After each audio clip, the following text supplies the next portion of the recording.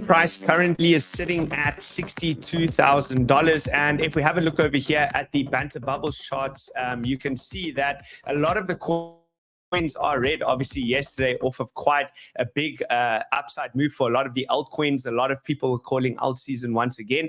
The RSIs have completely reset on all time frames that matter, which long term is a healthy thing, right? If you look at the weekly time frame, this is what you're starting to see. Most of the coins have moved from that overbought and strong trending moves into the neutral to weak zone, so giving a much needed reset for the market. So in today's show, we're going to have a look at when you can expect Bitcoin to bounce. How much longer will this correction go on for? And we're also going to have a look at a volatility indicator, which is only flashed off a couple of times every few years. So this is the first time that we've seen this in literally 4 years, and it's just about to signal what the next major move is. If you look at the ETF flows over here, they have started to tick up again on the histogram, turning positive over there. Funding rates have been fully reset. So a lot of them have even gone completely negative. If you look at BNB over there, they're shorting that market. If you look at TON, that surprisingly TON has been one that's outperformed, but yet again, the funding rates are completely negative. So we're going to have a look at all of these things in today's show. Smash the like button, hit the bell notification, and subscribe to the channel. I've recorded this show literally 30 minutes before the usual live time because I have a very important meeting. So help me out, smash the like button, and let's get going. Today, a big economic day. Really, it's a sit on your hands type of day, not just for today, but probably even for tomorrow. We do have the core CPI month-on-month and year-on-year data, which is going to be coming out. And usually this comes out the day before PPI, but yesterday we had PPI come out, and you can see the figures over there missing ever so slightly. We have the DXY, which is currently coming down. We said we need to see the DXY, which is the dollar index, break below this massive up-swinging candle over here, which means we need to see it below 104. If we do, that will provide a much needed relief for the crypto markets. Now, the stock markets are looking very strong, much stronger than what the crypto markets are. If you look at the percentage from all-time high on the S&P 500, it's literally only 1% away now. And if you look at the Nasdaq over here, I think that's even less. The Nasdaq less than 1% away from making all-time highs, and it's no different on the Dow Jones Industrial Average. Now, one thing that we can see over here is how is the S&P 500 and the stock market actually performing relative to previous bull markets? Well, if you say that the S&P 500 started a bull market about 2 years ago, so of course, once we mark this bottom over here and we've been grinding up, this is typically what you see, right? Prior 5-month rally has been one of the best that we've seen in history. But that in totality, what you're seeing in the S&P 500 is still nothing. It hasn't actually even reached the prior levels, right? If you look at it previously, we're well below the average because we're currently sitting at only 40, let's round it up and say we had about 41% for the 2-year returns on the S&P 500. And if you look at the prior times, you're reaching on average about 54.9%. So let's round up and say about 55% is the average in terms of what you're seeing. And remember, we really using the blueprint of the 18.6-year real estate cycle, which suggests that we should be moving into the next 2 years. So 2025 and 26 should be the biggest up years for the markets in general, which means that maybe we're going to have an outlier year where you start to see the S&P 500 put in these insane gains in the region of 80 to 90%, which of course would bode really well for crypto. So that's where we're sitting at. The other thing that you can look at is Seth Golden says over here, must be an accident, right? I mean, nobody was buying the VIX call options. VVIX closed at the lowest level in the post-pandemic period last Friday, ahead of inflation data. No hedging, it must be an accident, right? He's obviously using a lot of sarcasm over here. And ultimately what this means is the VIX has officially entered back into the territory where we've seen the biggest bull markets ever within the stock market. And contrary to popular belief, this squeezing down and getting below that 75 read does not mean that there's going to be a mean reversion and it's suddenly going to spike back to the upside, crashing all markets, which is what a lot of the bear posters and doomsday YouTubers will be looking at.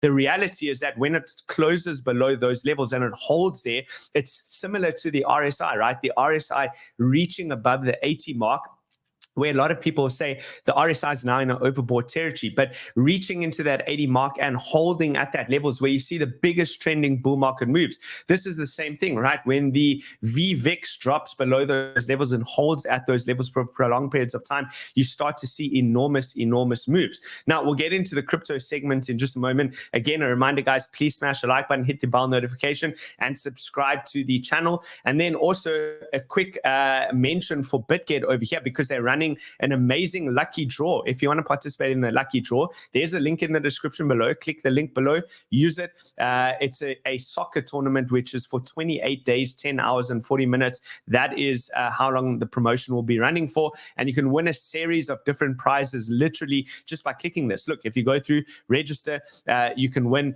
50 Doge, 1 Sol, 5 BGB, 3 Matic. So for those of you out there looking for passive ways to quickly earn some capital, that's an easy way to do it.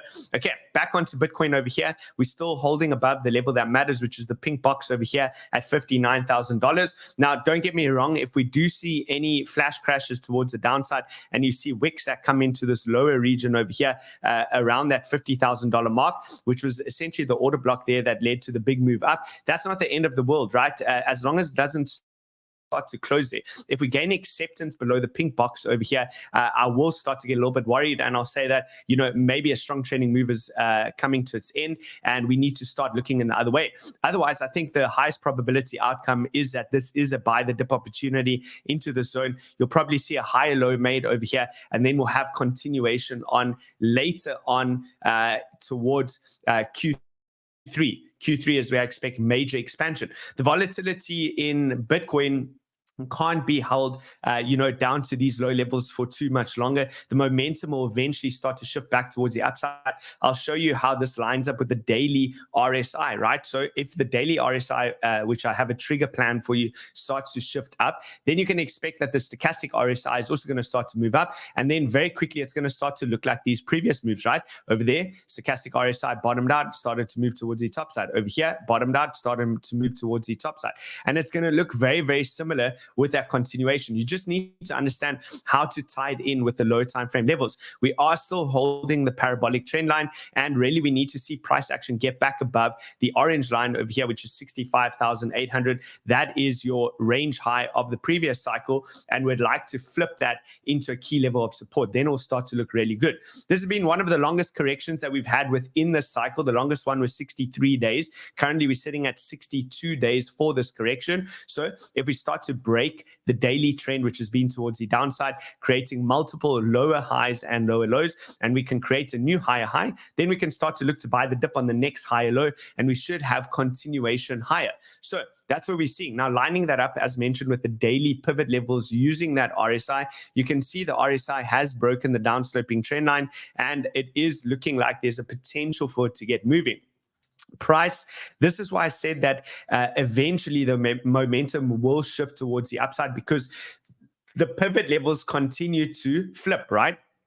The level constantly gets lower and lower, meaning that for bears to keep control, they need to keep sending price below that pivot level. And now it's getting very difficult for bears to hold below that level. We have the range low over here at 61,000. And then we have the pivot level, which is currently situated at $61,400. Now, price is capped above that level. We really want to see it break above, more specifically, the 200 EMA on the 4-hour time frame, which is coming in at 63,200. That will start to turn all the EMAs back towards the upside. And really, this has been governing the downtrend. That is your 200 EMA. Rejection, see each rejection, price comes down, rejection, price comes down, rejection, price comes down. So when you can eventually flip that, then you'll have a stronger signal that it should be continuation back towards the upside. Poor ETH BTC is getting absolutely wrecked against Bitcoin over here. You can see ETH BTC coming towards the downside, almost create on a closing basis. Theoretically, this is now creating the lowest levels that we've seen for many years on ETH BTC, which is a pretty bearish sign. We need to wait for confirmation before starting to shift any Bitcoin into Ethereum. Just remain patient on this. As for the ETH USD chart, this is it over here. This is the level to get above. Nothing's changed over there. 3,248 will start to shift the momentum slightly, but the main level to get back above is going to be the yellow box over here, which on a high time frame is your mid-range. If I have to zoom out over there, that is is your mid-range, white line is the range low, yellow line is the mid-range, and then top line over there is the prior cycle high and ultimately your range high.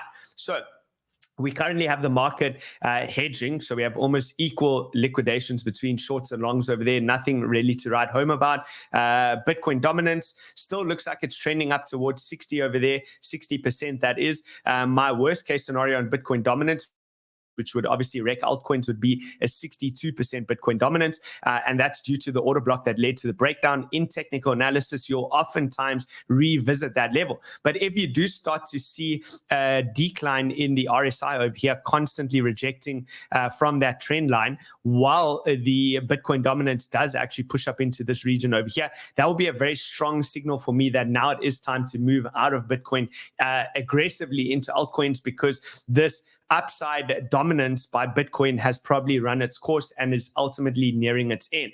If you look at a couple of the different altcoins over here, we have Solana narrowly holding up over here. We went long at 120. I will update you on that. Ultimately, we need to see it get back above 160 before we can start to get mega bullish on something like that. Let's have a quick look at some of the others. Chainlink is finally approaching our level that we had marked out as an area of interest, coming into the $12 zone. We said that could be a good zone to potentially pick up a little bit more. Let's have a look at Casper. How's Casper doing? So Casper giving up a lot of those gains, creating a deviation back below the trend line. I would still be patient on Casper, expecting that it is a real possibility. It could come all the way back down to 9 cents. That probably only happens if the rest of the market does come down aggressively. Okay, we have AVAX coming back into the range low over here. We've been playing at level to level. As long as it can hold this range level at $30, there's the potential for it to move back up to 53. It will move in unison with whatever the rest of the market is doing. If you look at TON, this is why it's pretty interesting. That when you look at the funding rate on TON, it's negative when TON is actually pushing up towards new highs over there, looking very, very strong. There's a good chance that I will be incorrect on the analysis previously given, where I said, well, there was no absolutes. I just said be careful of a potential complacency bounce coming in at this exact zone. Either way, we did fetch the first long over there. We were looking to take multiple longs, the second one over here and the third one there. So all that it means is that we only got 1/3 of our long positions in on TON, and we'll have to wait for a better opportunity to get long on that again. So Injective, let's have a look. Also one of the crowd favorites. How's Injective doing? Looks more probable than not that it's going to revisit all the way back down into the zone where the previous wick was set. Probably $19.60 is the zone where you want to look to gain an entry. Now, if we go on to other ways and means in which you can participate in crypto, I do want to remind you, there is Chappies, right? There's a link in the description below. Chappies allows you to engage and earn instantly by simply participating in their chats, right? Go to their chat and earn feature, which is below over here. You'll see there's a whole bunch of different campaigns which are constantly being run, and go through to those campaigns, participate literally just by adding a little bit of value. If you research one or two of these projects and you're able to add a little bit of value in the form of social engagement, they will literally reward you in the form of an airdrop. So let's quickly touch base on GME, which was obviously a big deal yesterday. We had the big gap move towards the upside. Let's see what happens with the stock market open today. I think they may have halted trading. We'll see if it reopens, if it's going to gap up again. You have the big internet personalities like the Tate brothers, which are on this in a major way, trying to push the masses into buying GameStop. We looked at other means, which would be this version of GameStop, right? So we looked at GameStop over here, which was on Solana, and you can see it's a beautiful uptrend. Then we found GameStop with hat, right? And ultimately it had a huge move yesterday. It's come back into this key level. It seems to be respecting this as a range low. So we'd like to see if this can potentially pick up some momentum again today, completely depending on what the rest of the market does. If it does, resistance is going to be coming in at about 40 cents. And ultimately, if you break and hold above that with any closing candles, I'd be looking at continuation higher. Keep in mind, this is very young. This is only an hourly chart, right? So super young. You're getting big volatile moves towards the upside, and then also big pullbacks towards the downside. It passed our rug check analysis, and let's just quickly refresh to see if there's any new scores over here. So it's got a 300 on the risk analysis over there. The liquidity pool's been locked, and top holders make up, the top 10 holders make up for 10% of the supply, with the biggest one being Radium and second biggest, this guy, holding 2.68%. So I think not too catastrophic. You don't have to worry too much about whales dumping on you. So let's see, what else? Very, very quickly, let me have a look at one more thing over here. Let's just quickly see how the real world assets are doing. Let's look at Mantra. Okay, Mantra is still holding up. Let's look at Ondo. Let's see. Okay. Ondo is showing signs that it could potentially roll over. You really need to be careful with these types of positions over here. So let's remain patient. We'll see what happens. Remember, join Whale Room if you do want to get additional help and alpha. Remember, we dropped in a couple of these. I actually just dropped another one. I'll leave that for Whale Room for now. We'll update you on that one tomorrow. I think it might be too early to mention to the masses. GME with hat, we dropped that one. And then there's one new one that we've recently just found. So that's it from me, folks. I will see you all on the next one. Please smash the like button, hit the bell notification, and subscribe to the channel. Thank you so much for joining today, and I will see you all tomorrow.